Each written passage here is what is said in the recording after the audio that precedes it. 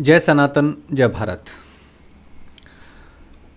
एक विषय पर हम एक सीरीज़ के तहत चर्चा कर रहे हैं और आज उसी विषय पर एक वीडियो मैं आपके लिए और लेकर आया हूं। और विषय है जो मुसलमानों के नबी हैं मोहम्मद साहब, उनके विषय में बहुत कम जानकारियां मुसलमानों की तरफ से दी जाती हैं, बल्कि एक बैरियर है जिसके माध्यम से कोशिश की जाती है कि मोहम्मद साहब के विषय में कोई भी जानकारी आउट नहीं होनी चाहिए।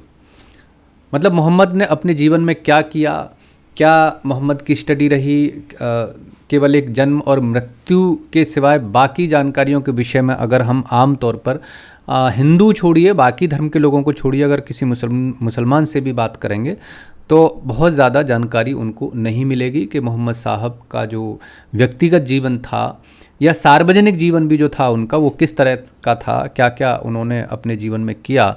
इस तरह की कोई जानकारी आम तौर पर खुले रूप में नहीं मिलती है, बल्कि एक बैरियर के माध्यम से एक दीवार खड़ी कर दी गई कि नहीं साहब, इस पर्दे के पीछे का जो सच है वो बाहर नहीं आना चाहिए। लेकिन अब चूंकि ये जो दौर है, ये दौर ही है, मतलब एक तरह से कहिए कि जानकारी का दौर है। पूरी दुनिया में सच जो है वो बिखरा पड़ा है इंटरनेट के माध्यम से या और बहुत सारी चीज़ों के माध्यम से। आप उसको बहुत दिन तक छुपा नहीं सकते हैं। वो किसी भी विषय में जानकारी हो, किसी व्यक्ति के विषय में हो या किसी संस्था के विषय में हो या किसी देश के विषय में हो या और किसी तरह की जानकारी हो, जो एक बार उपलब्ध हो जाती है वो सीधे तौर पर इंटरनेट पर डाल दी जाती है किसी न किसी व्यक्ति के द्वारा, किसी न किसी माध्यम से। और वो आप फिर उसके बाद अपने फतवे, अपने वक्तव्य जारी करते रहिए कि साहब ऐसा नहीं हो सकता, वैसा नहीं हो सकता। लेकिन सच जो है वो पानी की तरह मतलब तैर रहा है, बिखरा पड़ा है सच पूरी दुनिया में, तो उसको अब रोका नहीं जा सकता। तो उसी विषय में एक किताब है अंडरस्टैंडिंग मोहम्मद, जो बहुत तथ्यात्मक रूप से बहुत सारी जो जानकारियां हैं हदीसों के माध्यम से, कुरान के माध्यम से, उनके माध्यम से एक किताब लिखी गई है अली सिन्हा के द्वारा। तो उसी सीरीज़ में हम कुछ चीज़ों पर चर्चा कर रहे हैं। चलिए थोड़ा सा अंश इस किताब के पढ़ते हुए चलते हैं और उसके बाद आगे उन पर चर्चा करेंगे। यहाँ से पीछे तक का मैंने पढ़ के सुना दिया है। अगर आप चाहें, नए जुड़े हैं हमसे, तो पीछे के मतलब जो हमारी क्या कहें उसको प्लेलिस्ट होती है, उसमें जो बाकी वीडियो आपको मिल जाएंगे, वहाँ से आप देख सकते हैं। और यहाँ से आगे, मोहम्मद का जन्म व बचपन। अरब के मक्का में वर्ष 570 ईस्वी में एक विधवा युवा महिला आमना ने एक पुत्र को जन्म दिया। आमना ने बेटे का नाम मोहम्मद रखा। हालांकि मोहम्मद आमना की इकलौती संतान थी, यानी मोहम्मद साहब जो थे वो अपनी माँ के अकेले पैदा हुए थे। फिर भी उसने पालन पोषण के लिए मोहम्मद को रेगिस्तान में रहने वाले एक खाना बदोश दंपत्ति को सौंप दिया। उस वक्त मोहम्मद बमुश्किल 6 माह के थे, मतलब ज़्यादा बड़े नहीं थे। 6 माह के जब वो हुए तो जो उनकी माँ थी आमना, उन्होंने एक खाना बदोश, यानी चलते फिरते जो एक कबीले टाइप के लोग होते हैं, आज यहाँ आज वहाँ, इस तरह की एक महिला को सौंप दिया। अरब में कभी कभी अमीर महिलाएं अपने नवजात शिशु की देखभाल के लिए कुछ पैसे पर आया परिचायिका रख लेती थीं। उससे उन्हें बच्चे की देखभाल करने में फुर्सत मिल जाती थी और वे फौरन दूसरा गर्भ धारण करने के लिए तैयार हो जाती थीं। यानी ये अधिक बच्चे पैदा करने का जो एक रिवाज है वो दरअसल भारतीय नहीं है, ये वहीं से आया है कि मतलब एक बच्चा बाहर आए, दूसरे की तैयारी शुरू कर दो। अधिक बच्चे समाज में ऊंची हैसियत दिखाते थे। पता नहीं भाई, आजकल तो मतलब बहुत नीचे दिखाते हैं। पर आमना के साथ ऐसा कुछ नहीं था। आमना विधवा थी, उसे केवल एक ही संतान का लालन पालन करना था और दूसरे वो अमीर भी नहीं थी। मोहम्मद के पैदा होने के 6 माह पहले ही उसके पिता अब्दुल दुनिया से चले गए थे। इसके अलावा नवजात को दूसरे के पास छोड़ने की प्रथा आम भी नहीं थी। मोहम्मद की पहली बीवी खदीजा मक्का की सबसे अमीर महिला थी। खदीजा की पहली 2 शादियों से 3 बच्चे थे। मोहम्मद से शादी के बाद उसके 6 बच्चे हुए। खदीजा ने अपने सारे बच्चों को खुद ही पाल पोस कर बड़ा किया। चलिए, ये एक मतलब एक खदीजा का जो वो आया है इसमें, वो एक अलग तरह से आया है। वहाँ तक अभी पहुँचने की ज़रूरत नहीं है, वो तो मोहम्मद साहब की जब शादी वादी पर जिक्र होगा तब आएगा, लेकिन एक संदर्भ यहाँ पर जोड़ दिया गया है। हम फिर वहीं मोहम्मद के बचपन पर आते हैं। फिर आमना ने अपनी इकलौती संतान को पालने के लिए किसी और को दे दिया। मोहम्मद की माँ आमना के बारे में बहुत कम जानकारी उपलब्ध है। मतलब यहीं तक की एक जानकारी आमना जो मोहम्मद साहब की माँ है उनके विषय में मिलती है। उसके बाद एक आध संदर्भ और आता है, जब आएगा हम उसके विषय में चर्चा करेंगे। इससे ज़्यादा कुछ जानकारी उनकी माँ के विषय में नहीं मिलती है। पिता तो उनके जन्म से पहले ही ख़त्म हो चुके थे, इसलिए उसको और उसके इस निर्णय को समझ पाना मुश्किल है। मतलब आमना ने मोहम्मद साहब का पालन पोषण क्यों नहीं किया, क्यों किसी दूसरे के सुपुर्द कर दिया, इसके विषय में कोई बहुत ज़्यादा जानकारी है नहीं, उपलब्ध नहीं है। अमीना की मनोवैज्ञानिक प्रकृति और मोहम्मद से उसके रिश्ते पर प्रकाश डालने वाली एक रोचक बात यह ज़रूर है कि उसने मोहम्मद को कभी अपना दूध नहीं पिलाया। जन्म के बाद ही मोहम्मद को देखभाल के लिए उसके चाचा अबू लहब की नौकरानी सुएबा को दे दिया गया। अबू लहब वही व्यक्ति है जिन्हें मोहम्मद ने उसकी बीवी सहित कुरान के सूरा 111 में लानत भेजी है। यह उल्लेख कहीं नहीं मिलता कि आमना ने खुद बच्चे को क्यों नहीं पाला। हम इस बारे में केवल अनुमान लगा सकते हैं। अब ये जो एक लाइन है कि अबू लहब वही व्यक्ति है जिन्हें मोहम्मद ने उसकी बीवी सहित कुरान के सूरा 111 में लानत भेजी। अब ये लानत क्यों भेजी है, इसके विषय में हालांकि थोड़ा सा आगे एक संदर्भ मिलता है इसी किताब में, लेकिन है क्या कि अबू लहब जो है वो व्यक्ति हैं जिन्होंने मोहम्मद के कहने पर इस्लाम कबूल नहीं किया था, और उनका जो एक पारंपरिक धर्म था, जानकारी के अनुसार तो ये पता चलता है कि वो मूर्ति पूजक थे। मोहम्मद के जो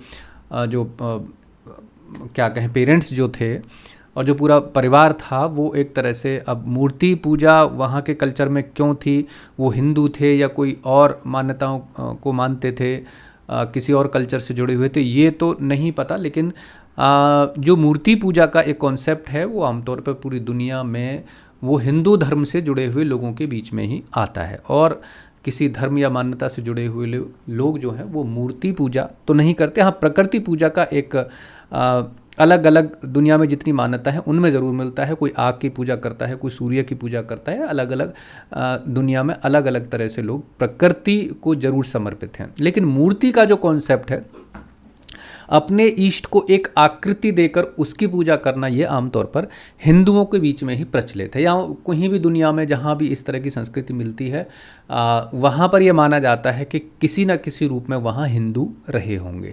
तो अरब के विषय में भी एक ऐसी मान्यता है कि वहाँ पर भी 360 से ज़्यादा मूर्तियाँ स्थापित थीं मोहम्मद साहब के जन्म के समय पर, और उनका जो पूरा परिवार था वो हिंदू धर्म के साथ ही जुड़ा हुआ था। अब वो हिंदू धर्म वहाँ तक कैसे था ये तो अलग तरह के एक शोध का विषय है कि वहाँ तक हिंदू धर्म था या कब कैसे किन परिस्थितियों के अंदर धर्म जो है वहाँ पहुँचा, ये एक अलग तरह से शोध के विषय हैं।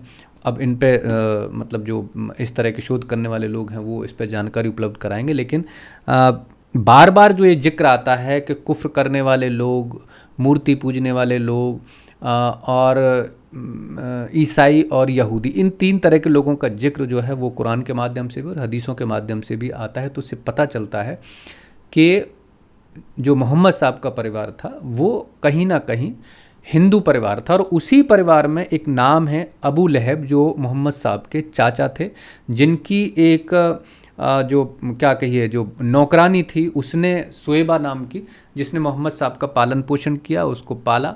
बाद में जब मोहम्मद साहब ने इस्लाम की स्थापना की है तो यही जो अबू लहब थे, एक मतलब दो चाचा थे, उनके एक चाचा ने इस्लाम कबूल कर लिया था और अबू लहब ने ये कहकर इनकार कर दिया था कि मैं अपने पूर्वजों का जो मेरा धर्म है, मज़हब है, उससे इतर नहीं जाऊंगा। मैं मतलब ये कहिए कि जब मूर्ति पूजा का एक कॉन्सेप्ट वहाँ पर चल रहा था तो उन्होंने उसी में रहना मुनासिब समझा। तो आजकल के जो मुसलमान हैं, या ये कहिए कि अपने ही समय पर मोहम्मद साहब ने अबू लहब को बहुत लानतें भेजी थी, और वर्तमान के जो मुस्लिम्स हैं वो भी बड़ी हे दृष्टि से, बड़ी घृणित दृष्टि से अबू लहब को देखा जाता है। पूरी की पूरी मुस्लिम कम्युनिटी के अंदर के ये जो व्यक्ति है मुशरिक था, काफिर था, जिसने क्या कहें कि मोहम्मद साहब के कहने पर इस्लाम कबूल नहीं किया। ये तो यहाँ तक की बात है। यह उल्लेख कहीं नहीं मिलता कि आमना ने खुद बच्चे को क्यों नहीं पाला। हम इस बारे में केवल अनुमान लगा सकते हैं। हाँ, ये भी ठीक है। आमना जो मोहम्मद साहब की माँ है, उन्होंने मोहम्मद साहब का पालन पोषण क्यों नहीं किया, इस विषय में कोई बहुत ऑथेंटिक जानकारी उपलब्ध नहीं है। मतलब अब ये मान के चलिए कि इतने बड़े व्यक्ति जिसने इतना सारा अध्ययन किया है, उनको भी इस तरह की कोई जानकारी नहीं मिली। मोहम्मद साहब की माँ ने बाद में मतलब खुद कोई दूसरी शादी की या किन परिस्थितियों में वो रहीं, उसके विषय में कोई बहुत ज़्यादा जानकारी जो जानकार हैं इस्लाम के, उनको भी उपलब्ध नहीं है। बस यहीं तक का एक मामला मिलता है। क्या वह अवसाद में थी कि इतनी कम उम्र में विधवा हो गई, या फिर उसे यह लगता था कि यह बच्चा उसकी दूसरी शादी की संभावनाओं में बाधा डालेगा। कुछ भी, एनीथिंग हो सकता है। लेकिन अब चूंकि एज इट इज़ सारी चीज़ें लिखी हुई हैं और यहीं से हमें जानकारी उपलब्ध करनी है, जो लोग मोहम्मद साहब के विषय में बहुत ज़्यादा नहीं जानते हैं, उनको ये सारी जानकारियाँ उपलब्ध कराने का मेरा मकसद है कि मोहम्मद साहब के बचपन को, मतलब उन्होंने अपनी जवानी में से लेकर और अपने मृत्यु तक क्या क्या किया, ये तो अलग की बात है। क्योंकि बचपन से ही आदमी का पूरा व्यक्तित्व निर्धारित होता है कि वो बचपन में किन परिस्थितियों में रहा है, उसी से उसकी मन स्थिति, मतलब कोई बच्चा अगर हिंसक माहौल में रहा है परिवार के में, तो निश्चित रूप से कहीं ना कहीं उसी तरह की मन स्थिति उसकी बनती है। और कोई बच्चा अगर बहुत मतलब क्या कहें कि एक हंसने खेलने वाले माहौल में बहुत प्यार से पाला गया है, तो उसकी मन स्थिति उसी तरह की डेवलप होती है। तो ये बचपन से मोहम्मद के जीवन को समझने की कोशिश है कि मोहम्मद के साथ बचपन में क्या क्या हुआ था। वहाँ से पता चलेगा कि ऐसी मन स्थिति, ऐसा विचार, ऐसी प्रवृत्ति मोहम्मद साहब की क्यों पैदा हुई, जिसकी वजह से एक इस्लाम में हिंसा को बहुत ज़्यादा बढ़ावा दिया गया है। और या इस तरह की बहुत सारी बातें हैं जो आगे आएंगी, जिन पर हम चर्चा करेंगे। थोड़ा सा और इसमें देख सकते हैं हम। कुछ अनुसंधान बताते हैं कि गर्भवती महिला का अवसादग्रस्त होना उसकी कोख में पल रहे बच्चे पर सीधा असर डालता है। इस स्थिति में पैदा होने वाले बच्चे अक्सर तुनक मिजाज, लद्दड़, आलसी प्रवृत्ति के हो जाते हैं। ऐसे बच्चे के सीखने की क्षमता भी मंद पड़ जाती है और ये भावनात्मक रूप से निष्क्रिय और हिंसक व्यवहार वाले हो सकते हैं। ये जो 4-5 लाइनें हैं, ये बड़ी महत्वपूर्ण हैं मोहम्मद साहब के जीवन से जुड़ी हुई, क्योंकि हम बाद का जो जीवन देखते हैं जहाँ पर इस्लाम की स्थापना हुई है, वहाँ पर पूरे इस्लाम की स्थापना के पीरियड में हिंसा जो है वो सर्वोपरि रही है। उसमें हिंसा है, कत्ल हैं, बलात्कार हैं, मतलब बहुत ही एक घृणित माहौल है। आगे बहुत सारी बातें इस किताब के अंदर हैं, उस पर हम चर्चा करते रहेंगे। लेकिन उन सारी चीज़ों से कनेक्ट करने के लिए मोहम्मद साहब के बचपन को समझना बहुत ज़रूरी है और उनके गर्भ की स्थिति को समझना बहुत ज़रूरी है कि जब वो मतलब कोई भी बच्चा मतलब उन्हीं से नहीं है खाली, कि जब गर्भ धारण करता है तो उस वक्त भी परिवार की स्थिति, इसलिए हिंदू धर्म के अंदर आपने देखा होगा, कहा जाता है कि जब बच्चा गर्भ में आ जाता है तो उसके बाद परिवार के अंदर किसी भी हिंसात्मक स्थिति से निपटा जाए, झगड़े फसाद ना हो, बहुत प्रेम पूर्वक वातावरण हो, ऐसी एक मान्यताएं हैं मतलब परिवारों में, कि ऐसा माना जाता है कि इन सारी स्थितियों का मतलब पति पत्नी के बीच में भी बहुत प्रेम पूर्वक एक संवाद होना चाहिए, हंसना बोलना, और बिल्कुल एक तरह का एक बहुत खुशनुमा माहौल परिवार के अंदर होना चाहिए। तो बच्चे की जो प्रवृत्ति होती है वहीं से डेवलप होती है। ऐसा नहीं है कि बाहर आके वो बहुत सारी चीज़ें सीखता है। कहने का मतलब जब उसने गर्भ धारण कर लिया उसके बाद उसके चित्त का निर्माण, उसके मन का निर्माण, उसके शरीर का निर्माण जहाँ से शुरू होता है वहीं से परिवार की सारी स्थितियाँ उस पर प्रभाव डालना शुरू कर देती हैं। और इसका एक बहुत अच्छा उदाहरण हमारे हिंदू धर्म के अंदर सनातन में मिलता है अभिमन्यु का।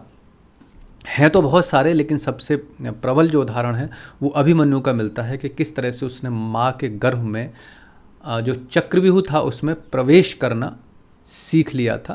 वो एक अलग तरह की कहानी है, उस पर फिर कभी चर्चा करेंगे कि क्या वो पूरा प्रकरण क्या था। लेकिन फ़िलहाल जो है आज हम यहीं इसको विराम देते हैं कि मोहम्मद साहब के जो बचपन का पूरा प्रकरण है वो किस तरह से रहा। चलिए नेक्स्ट वीडियो में हम आगे जैसे जैसे इसमें चीज़ें जुड़ती जाएंगी हम इन विषयों पर चर्चा करते चले जाएंगे। और आज तक के लिए इतना ही। बात आप तक पहुंच रही है तो मेरा निवेदन है आपसे कि आपके लाइक्स, आपके कमेंट्स हम तक पहुंचते रहें। चैनल को सब्सक्राइब कर लीजिए, वीडियो को शेयर कर दीजिए। चलिए नेक्स्ट वीडियो में फिर किसी ऐसे ही अच्छे विचार के साथ